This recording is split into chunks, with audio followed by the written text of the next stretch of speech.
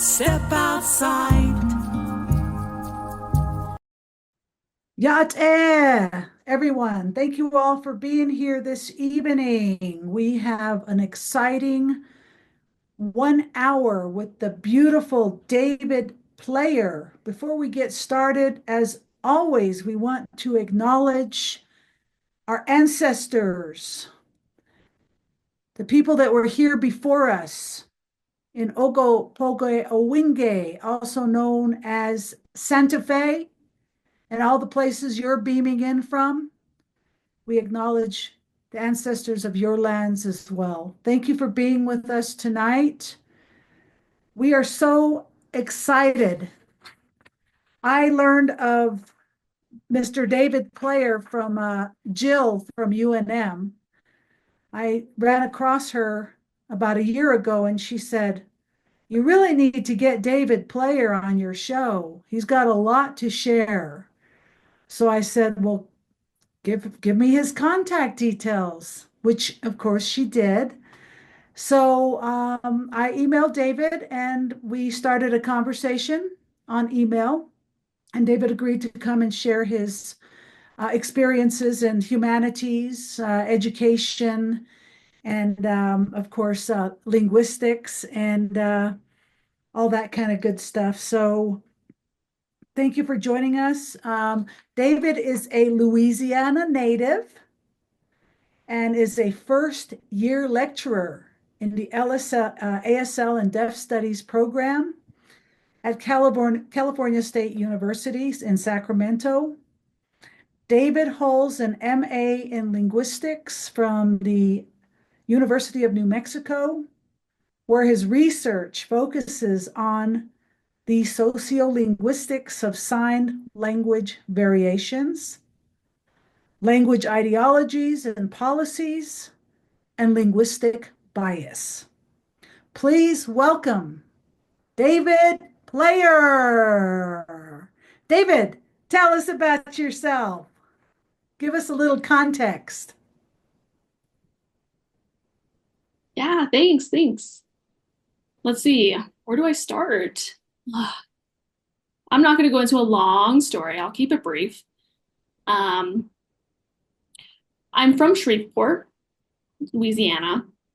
That's where I was born and raised. I was born deaf. Well, let me go back. So I was really like 3 or 4 when I was deaf, became deaf.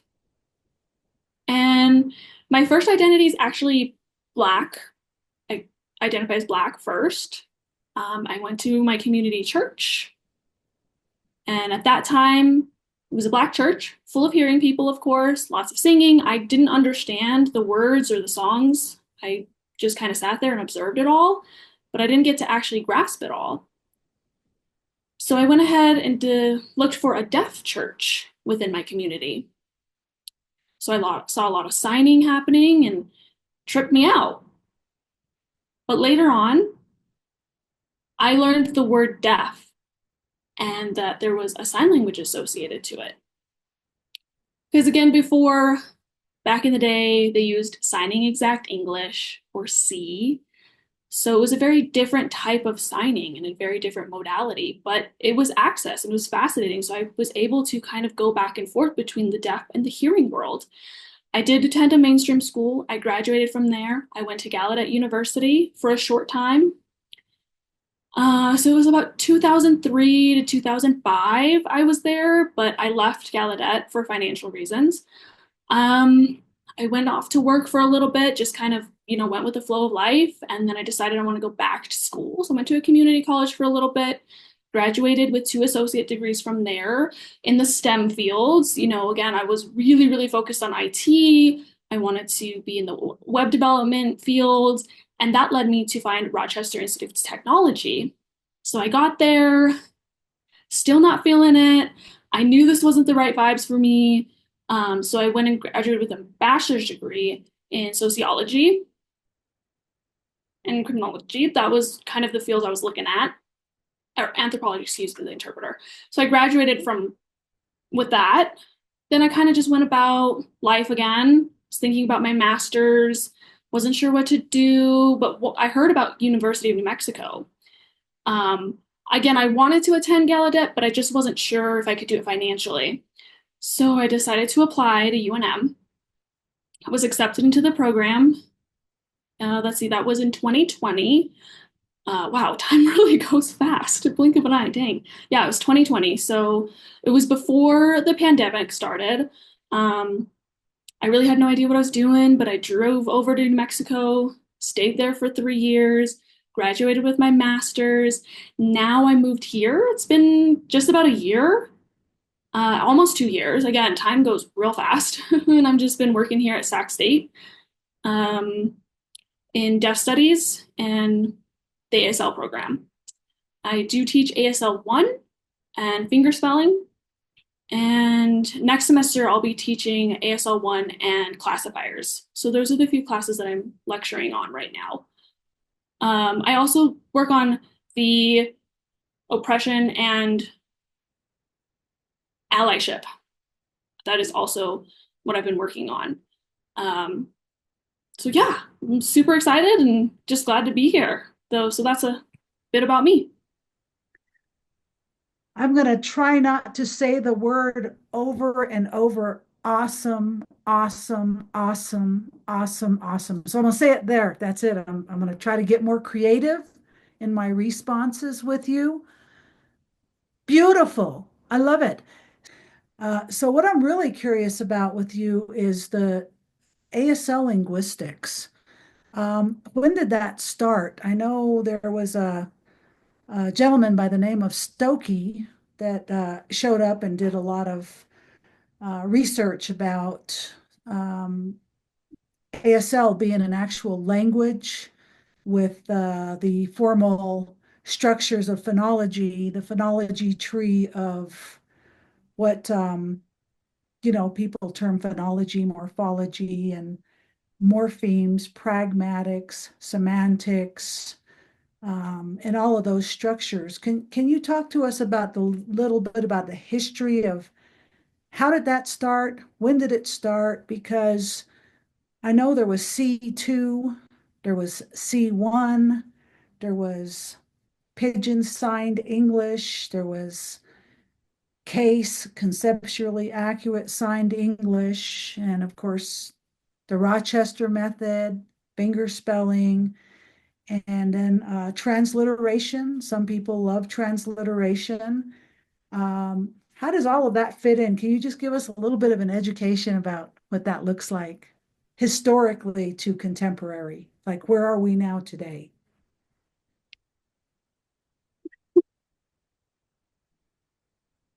Yeah, for sure. It's all in here. So this was published, let me see here, by Vital.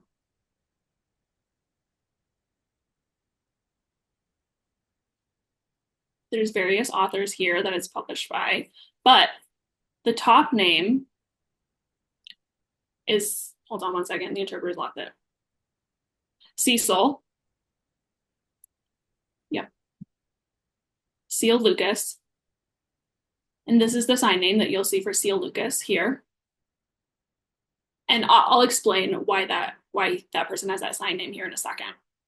So let me grab my script here just to look at my notes. So ASL Linguistics has had different time frames throughout history. So if you look back at history, so it was a lot of oralism in the beginning, huge emphasis on speaking, not signing, right? The hearing people said that's not appropriate to sign. And there was some documentation of sign languages, but they were saying that it's not a formal language. So they would try and use C, the signing exact English. There was one that was developed by a hearing person and a deaf person together to try and help the deaf community, help them with grammatical things word for word from English, just basic grammatical structures and concepts. Chris, if you want to jump in, you can. And so that just helped to see the signs to the words rather than the concepts. So, for example, book, right? Sign like this book, and then close the book or open the book. So seemed like a good concept. So I would open the book, but again, it was following an English grammatical format. And so that was mentioned in 3 different ways in their research. And then there was William Stokey, and he was one of the first persons. Hold on, let me make sure that I'm taking it correctly. And we're going to switch interpreters here. I want to double check this because I want to make sure I get the history correct on this. So let me open up my book and look. Okay. Okay, interpreters was switched. I see that happening too.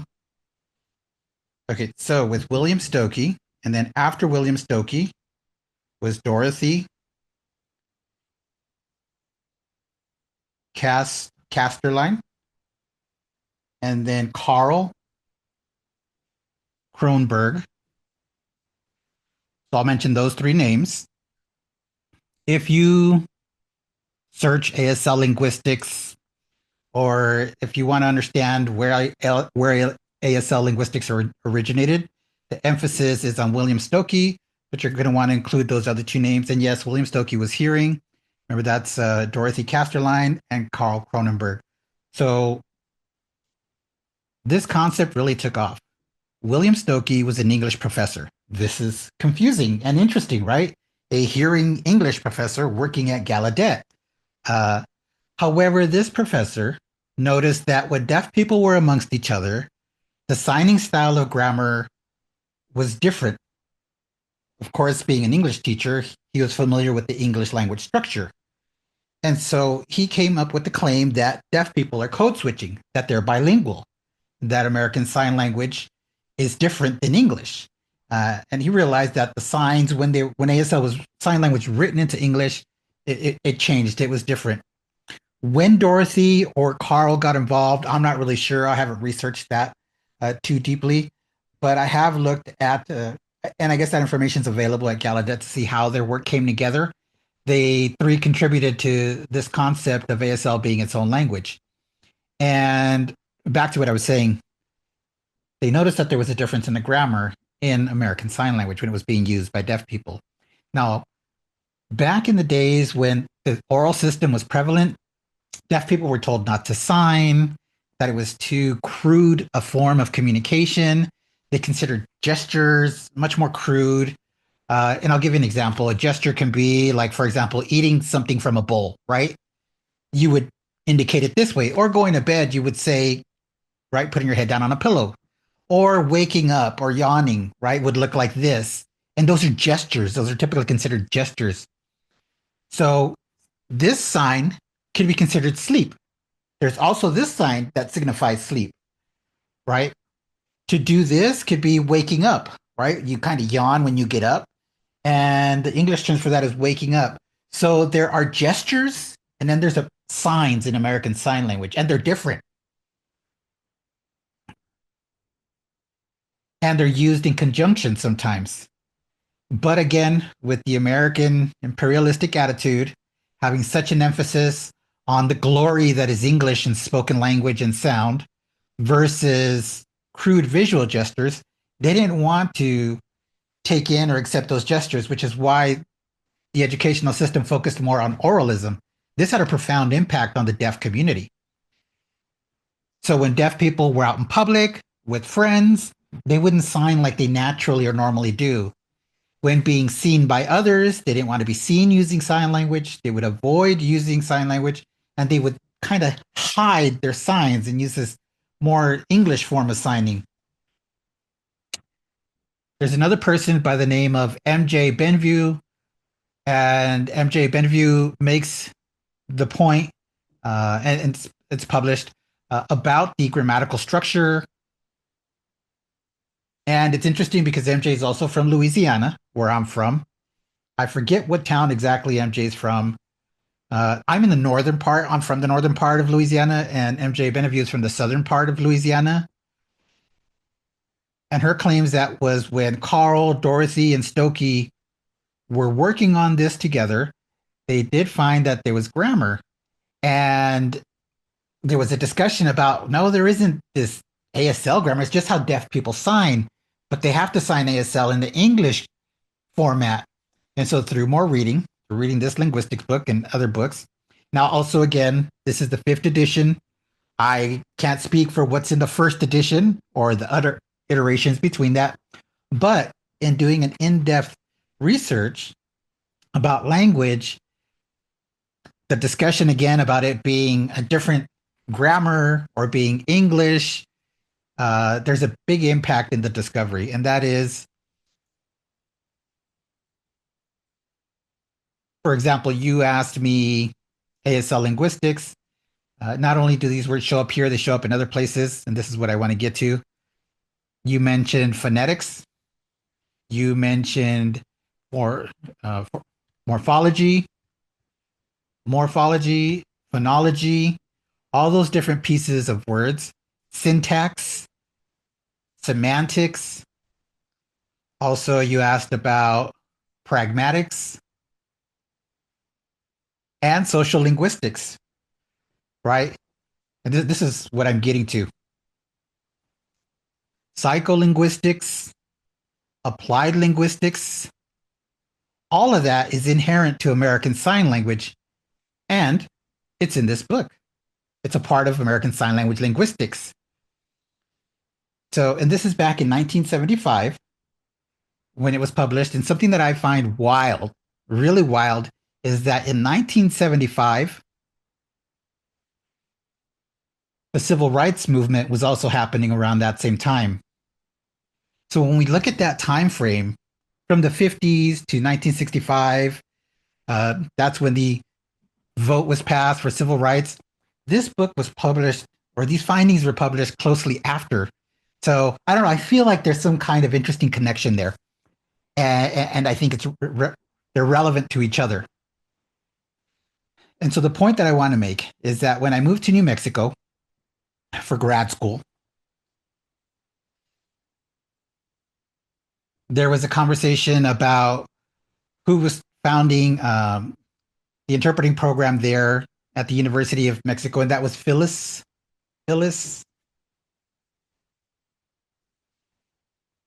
last name Wilcox. They had founded started with ASL, the ASL program. But if you look at the year of the founding of that program, it's 1971. That about 6 years after the ASL linguistics book was published. This tells me that ASL was having an impact in universities, that it was starting to be recognized as a language, and ASL language and lessons and classes were being offered, degrees, bachelor's degree. Community colleges were also offering AAs. And then it turned into interpreting programs. All this came out of that just before 1975, right? And it ran the gamut after that. And even after, we saw an increase in programs and these classes popping up.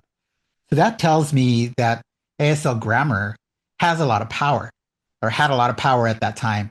And had those books not been published by Stokey and their findings, maybe we wouldn't be here. Maybe I wouldn't be here. Maybe there wouldn't be an ASL program.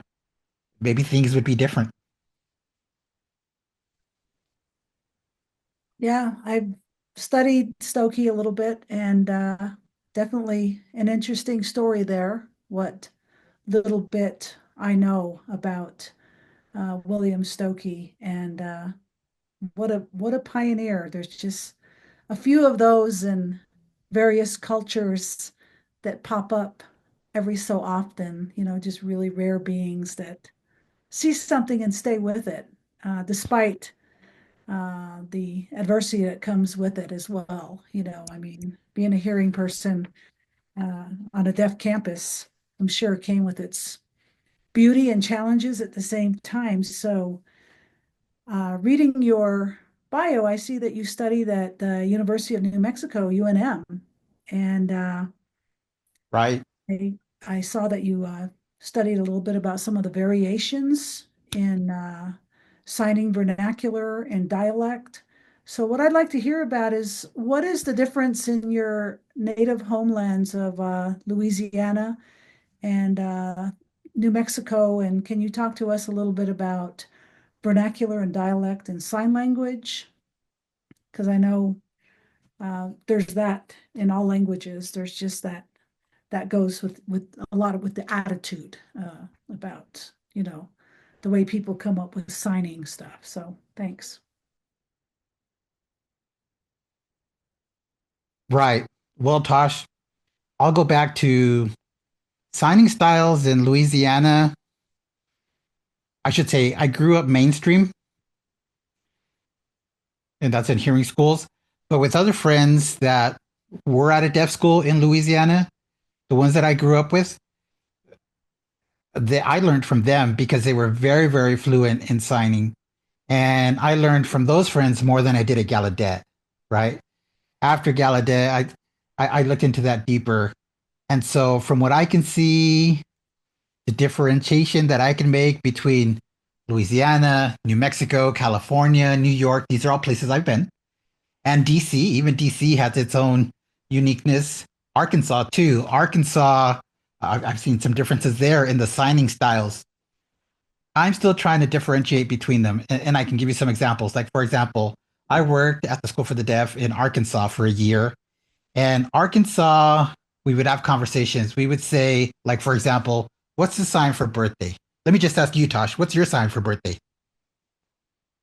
And Tosh says, birthday this way? Okay, says David. Okay.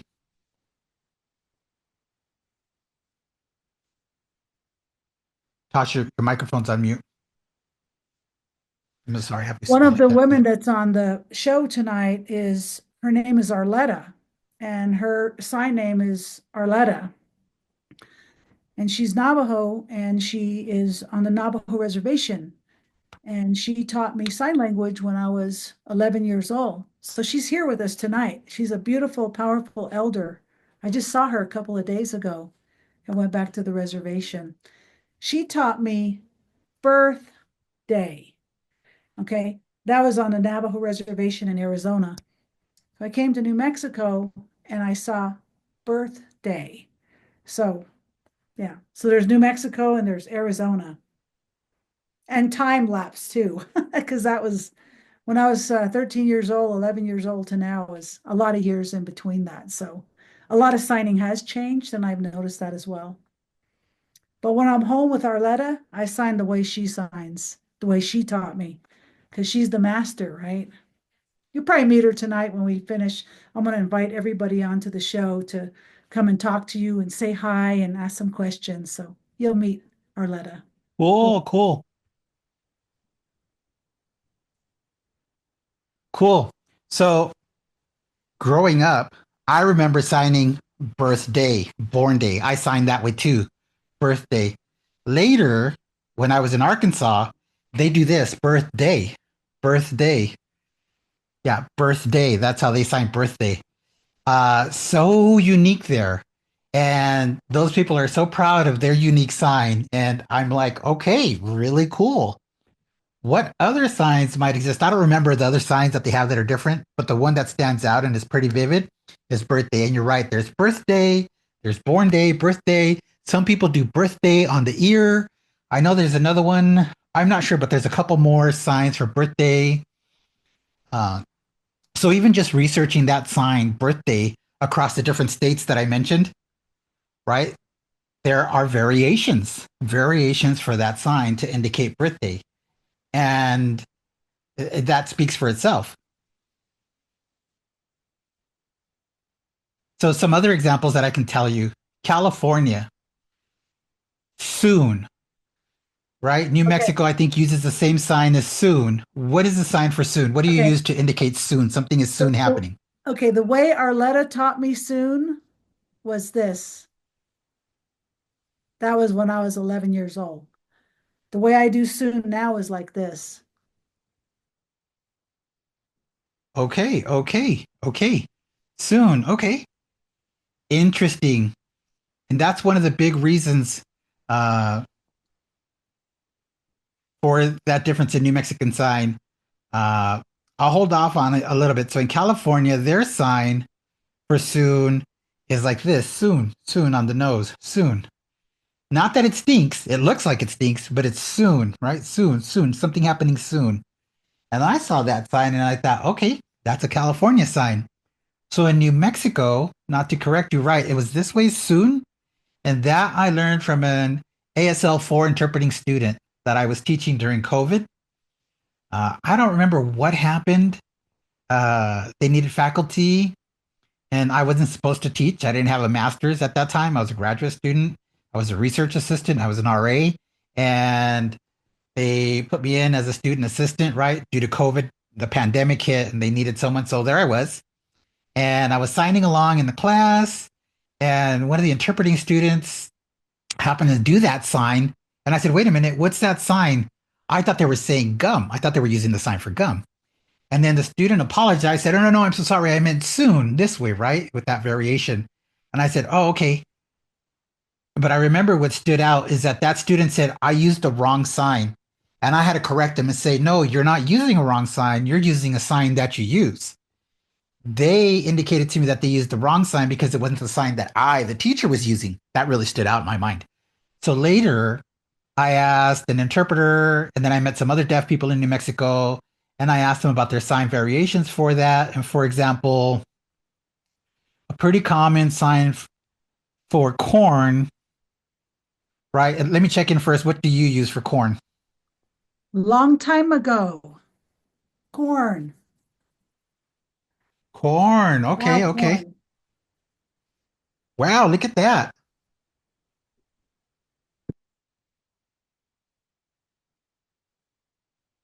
Right. The one finger hand, corn or corn. That's a new one for me. Corn. Okay. Yep. Yeah, so there's that one. And let me see, I'm trying to think of another example here for you. Um, Office. What do you sign for office, Tosh? I sign it like this with two O's. Okay, great. Yeah. I also found at NMSD, New Mexico School for the Deaf, that they signed office like this with an O on the chin. And so I thought that was an interesting variation. So again, that led to more conversations with Barbara Schaefer um, about where that sign originated from. And so we got into a deeper conversation. So that led to the etymology and the study of where the words are from and originated from. And so we talked about how the secretary became office because of everything near the mouth and the chin. So I thought that was just interesting variations. And then the sign lucky, this is one that really stuck in my mind. What do you sign for lucky? Yeah, exactly. Tasha saying off of the chin or off of the side of the mouth. Yeah, so I remember seeing other students signing lucky with two fingers and one on the chin, and they were like, "Oh no, I'm sorry, I meant this way." I was like, "Okay, again, don't tell me sorry. No need to say you're sorry.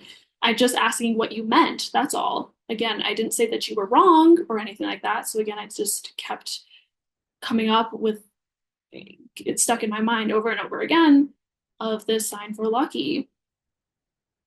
And so when I was getting ready to defend my thesis statement and think of a topic, I was wanting to discuss more about different sign variations and language contact within the different spaces within like NMSD and Arizona and possible Arkansas. So I was trying to look at like more of the Southwest region.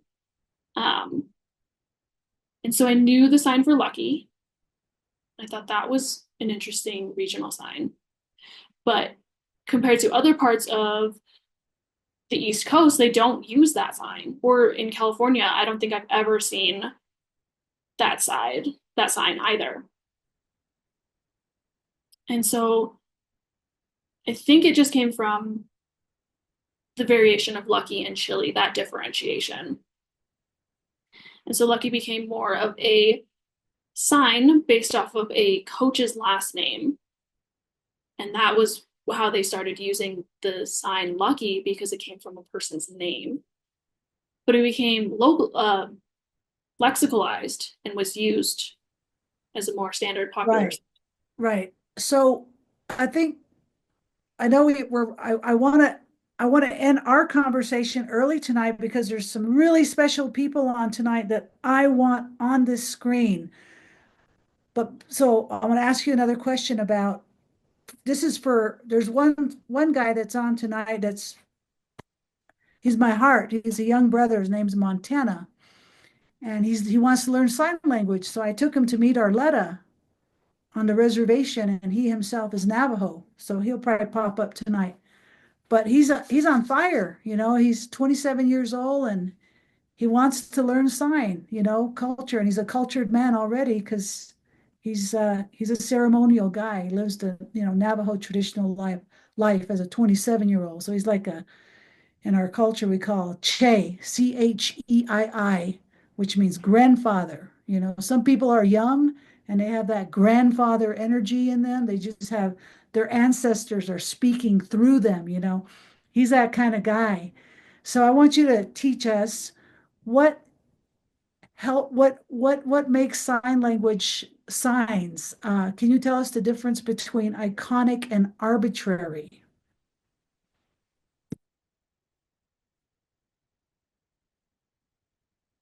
Okay. So iconic would be, it looks like the thing. So book, or if you're drinking something out of a cup. Or let me see of another example. I'm trying to think of something. I guess maybe bull, cow, per se, because they have the horns. If you think about in Spain with the toros and all of that. So it looks more iconic. It looks like that. And the matadors in Spain as well. And the arbitrary signs, it would be more like this, for the color red, or the color blue, or brown, or maybe a table, because it has less iconicity for these signs. Or another example, like this, jacket or coat. Because again, you're doing the motion and the movement of that, so it's more iconic. Or other example, shoes.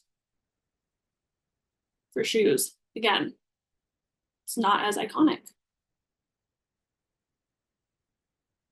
Or this, if you're putting your foot into the shoe.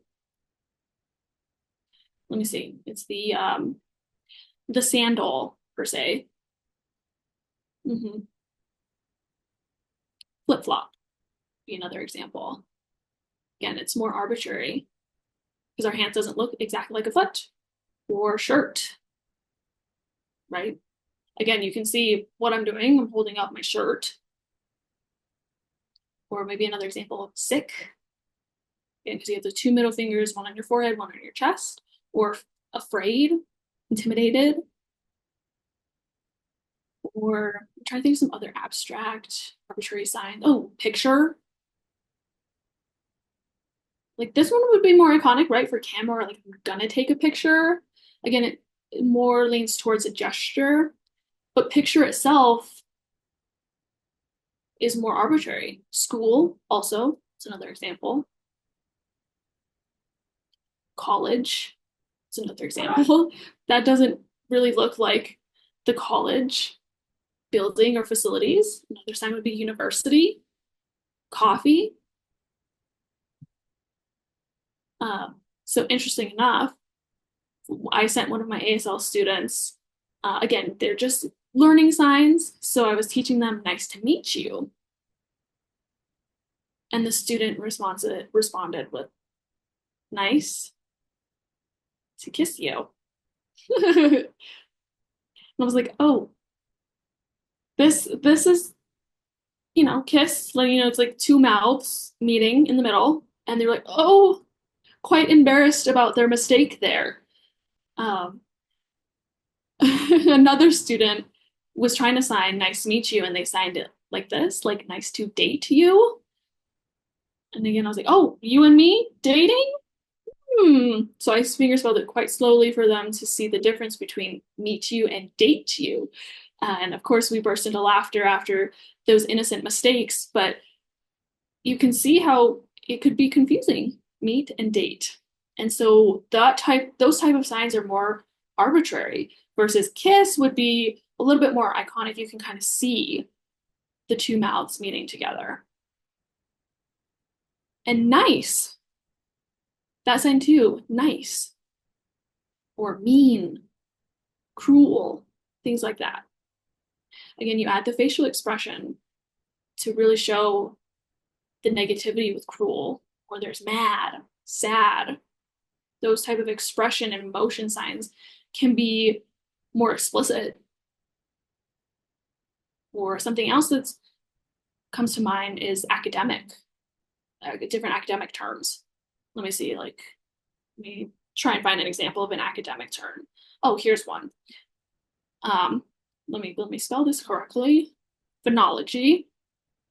So we sign phonology with a P and then you circle it and it touches the side of your cheek. Phonology. But that is very arbitrary, has no iconicity in it at all. There's also politics that looks like this, the same motion, the same movement as phonology. Politics is just up on the forehead. But again, they're both very arbitrary. So there is a mixture of arbitrary and iconic signs. Awesome. Thank you so much for explaining that, because when I first decided to go into the academia of interpreting, cross-culture was a very important part of it.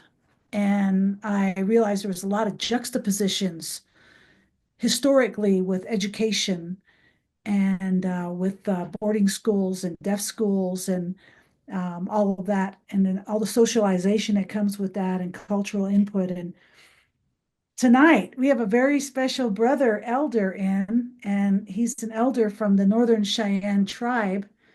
You might know him. His name is James Woodenlegs, and his sign is James Woodenlegs, and he's a keeper of Indian Yeah, I've Sign known him for a Language. while. We go way Yeah, back. he's a keeper of Indian Sign Language, and that language goes back thousands of years in this country. Uh, Long before that cross-cultural communication, the key was sign language, but it was different types of variations of Indian Sign Language. So we got James here tonight, and why don't we go ahead and let Elena talk to us for a minute and tell us what's going on with our nonprofit, and then let's bring everybody in. Let's say, hey. Or next month, we have the beautiful Nacha Mendez, who's an extraordinary award-winning singer-songwriter from New Mexico. She's going to be here blessing us at the Wisdom Circle, talking about her adventures and all the amazing things that have been on and that she has been doing. So do bookmark January the 15th, same time, same channel. And if you thoroughly enjoyed David Player like I did, I'm going to say in the next 48 hours, his video will be available. And we'd love that for you to share that with your peeps at our website, IndigenousWays.org. You will see a huge library of archives, including David's, that are available to view. And we have over 200 presenters since we hosted on April the 1st, 2020, keeping our beloved community connected. Also, if you're at our website, you can sign up to our newsletter. And if you are viewing us on social media, these are all the lovely little pages that we have. If you haven't already subscribed, we would love you to like or subscribe to our social media pages, zooming across the screen. I also want to take this time to thank our incredible Interpreters, we have the beautiful Mariah Garcia, who is interpreting for me now, and the other ASL interpreter that you heard and saw is Crescesiano Garcia, no relation. Now, these have been possible, our wisdom circles, because of our wonderful sponsors. This time round, we have been very blessed to be sponsored by the City of Santa Fe Arts and Culture Department. I also want to thank each and every one of you, our individual donors, that have allowed us to keep going over these 4 years and seeing these extraordinary presenters like David. Now, as Tash mentioned, we just got back from the Navajo Nation, which was yesterday. What happened there? We had our wonderful intern, Montana Miller, when we were talking to him last week. He is a student from the Institute of American Indian Arts. It was like, what would you like to do with Indigenous Ways? And he was like, I'm into chopping wood and hauling water. And we're like, well, we need to go to the Navajo Nation. We've got an elder there who's also on tonight. She has wood that needs chopped. We've also got Christine and Donna here, who have for years sent socks and hats. They went up to Black Mountain, and also on this trip we just came back from, the beautiful Aletta got some socks and hats there. So thank you so much for sending those. During COVID, we did 22 runs to the Navajo Nation, dropping off food to the elders, PPC gear and things like that. And so we knew there were some elders that were needing some assistance. We're going to go again in the beginning of January, so we're looking forward to that. That also brings me to our end of year campaign. We just finished Giving Tuesday. We had over 26 individual donors, and we raised over $2,300. So thank you so much for that. We're also looking at our next, until the end of the year, our end of year campaign. And if you're able to donate or give, you can go to our website, IndigenousWays.org.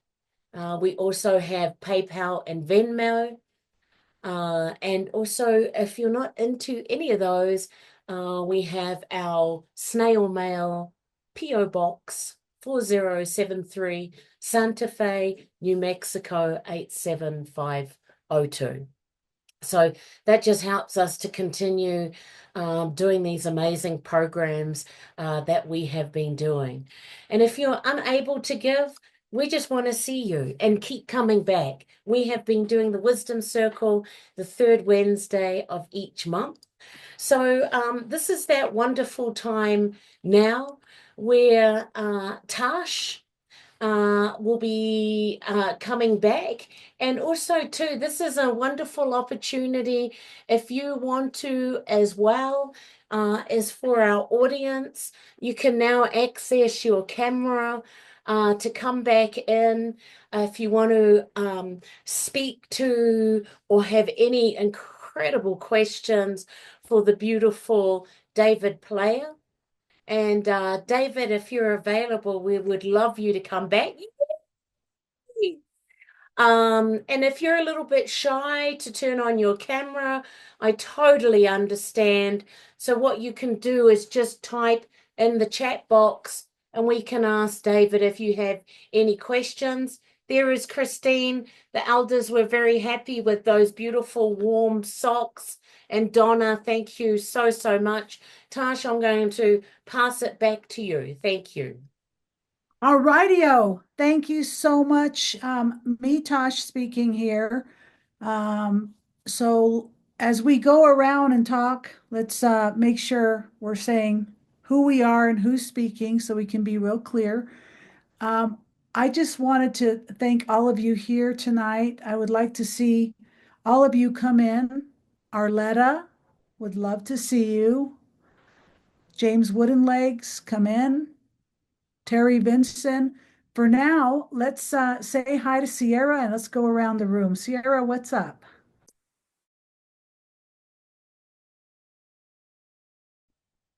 Hi, this has just been incredible. So thank you so much. I'm learning so much and I just want to know more. So thank you very much. This is David. No problem. Thank you. All right, let's go to Arletta. Arletta, can you see us? It looks like Arletta's frozen. Okay, Arletta's frozen, so let's go to Terry Vincent. TV, go ahead. It's all yours. David says, "Oh, I hope you're TV. okay, Arletta." TV's frozen too. So let's go to James Wooden Legs. James Wooden Legs, what's up? James speaking. Hi, David. Good to see you. I remember we met a while back. I think it was 2 years ago. Was it your graduation? David said, David yeah, 2 speaking. years Was it 2 ago. years? Yeah, Oh, it was go ahead. almost 2 years ago. Dang. 2023. Yeah, it was 2023 already. This was the last time I saw Good you to see with you. Martin. Yeah, I saw you with Martin. Cool. Well, thanks for coming tonight. Good work. Good research. Thank you. Yeah, right on. This is Tosh. Arletta, would you like to say something?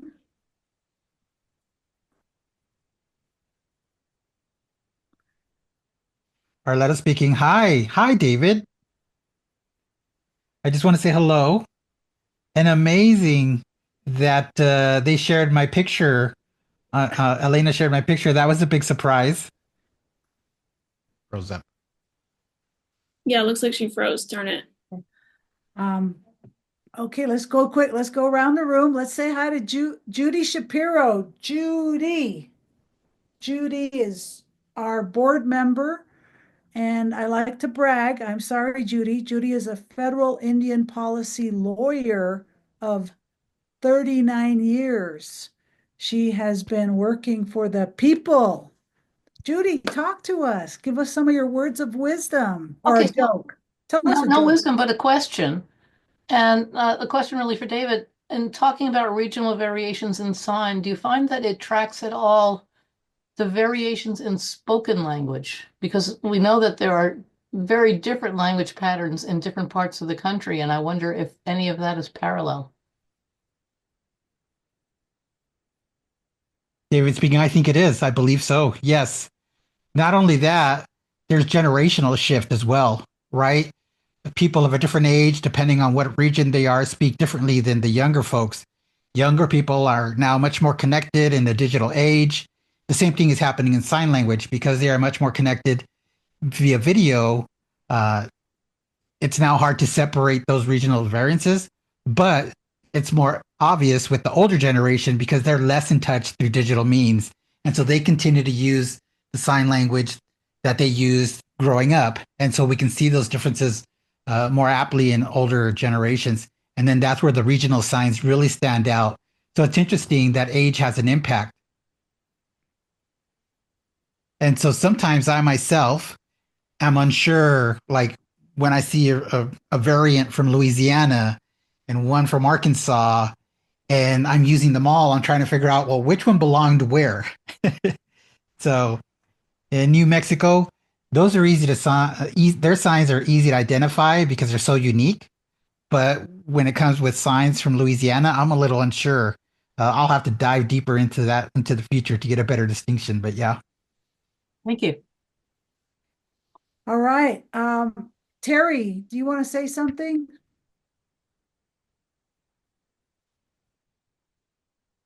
Terry speaking. David, hi. Hi, David Player. Very nice presentation. I learned so much from you. I'd like to, oh, and yes, I see you, Elena. Hi, Elena. I also learned a lot about Bible, right? There's a story in the Bible about the city of Babel or Babel and how they were trying to challenge God by building a tower. And God changed the language that individuals speak and gave them many different languages. And many years later, starting with India, they had linguistics.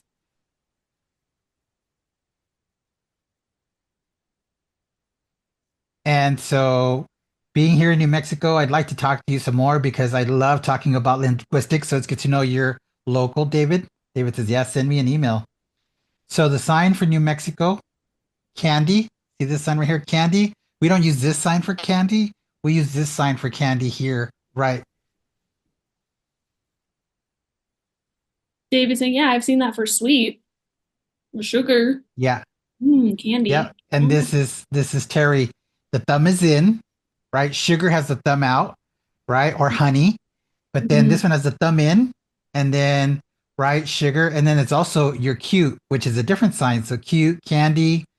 I'm local here. I'm in New Mexico. I'll tell you about these different variations. Sock. This is Mhm. also a variant, a sign variant. Sock. Yeah, I did know that one. Yeah. And there's people that sign want, right? And then there's also this sign want, and people think that it's a bad word this way to pull in, but it's want, right? Or drawer. It's also drawer. Okay. Yeah. Want, drawer. But people sometimes confuse it as a bad word. That's also a New Mexico sign.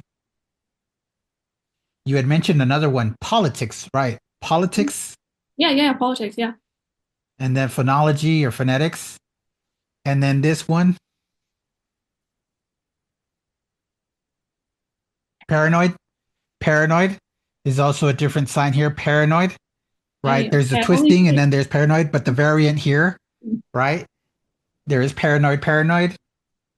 And then pretend, right? Pretend uses a sign for makeup, but it's pretend. That's a New Mexico sign variant. Something else I learned from my friend from Louisiana named Luke Walker. Luke Walker's out of Louisiana. Luke told me about the sign for fart. They don't use this sign for fart. They sign skunk, right? So they took the sign that's skunk, SK on the head for skunk, and instead of doing fart, they put the SK on the elbow to mean fart. Oh, I learned So something that's what new. we use in New Mexico. I Oh, signed a. In Louisiana, you use fart that way. Okay. We use fart Mhm. this way. They're different signs. Yeah, it's the New Mexico sign. Very cool. Yeah, I want to have a conversation with you for sure. I wish I would have grabbed you during my Yeah. feast. Darn. Yeah. Oh, we can definitely have a conversation. We should be in touch. We can connect via video. Yeah, for Yeah, we'll sure. email and video phone. I've got one more for you. The old sign for car is this one. See it? Car, Truck. car. It's a New Mexico sign. Car. Yeah. A Yeah, vehicle or an automobile. cool. Yeah. Pickup In truck, New Chris. Mexico. Wow. Yep. Pickup Yep. truck. Car. Yep. Yep. And yes, definitely, David, we could have an in-depth conversation about New Mexico variant signs. I am so Yeah, thrilled looking to have forward this to it. conversation. Tosh, thank you. And David, so nice to meet you. I'm excited for the time we get together on video, of course, and have Definitely. this deep conversation. Thank you so Yeah, much. of I'm so course. happy you were here tonight. I'm happy Awesome. to meet Nice to you. meet you. Awesome. So, David, just to let you know, this is Tosh speaking. TV was one of my teachers as well. So I got two of them here tonight. We've got Arletta and we've got TV.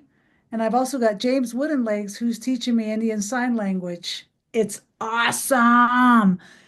But I want to say hi to Donna. What's up, Donna? We love you. Thank you for sending the socks for the elders. We Oh, all you're so love you, Thanks for Donna. saying, What's love you, up? Donna. you're so welcome. I totally like enjoy looking for the socks and gathering them up and picking them out. And I had the greatest time getting the little beanies. Um, and so I'm glad to hear everybody is going to enjoy them. It's just touches my heart. Last one, Christine. You've got the last word. What's up, Christine? Thank you for being here. Thank you. I learned so much tonight.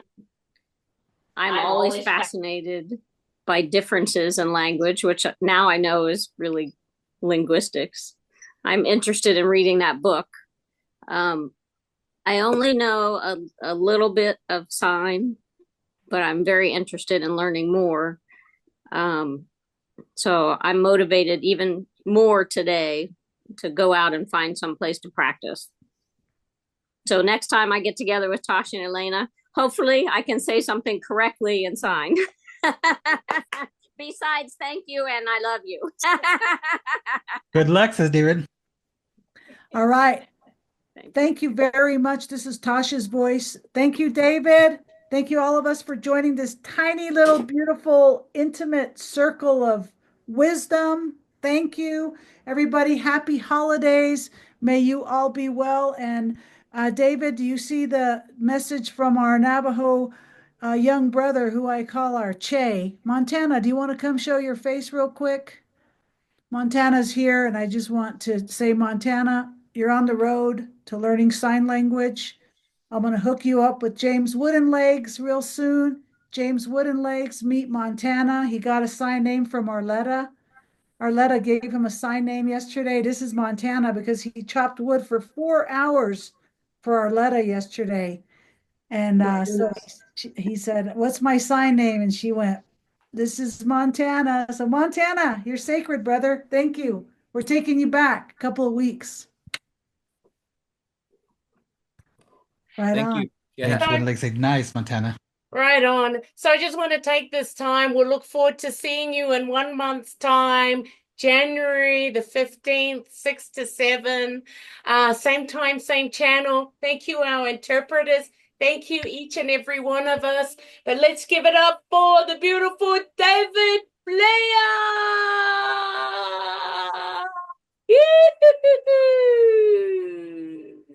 Touch the earth.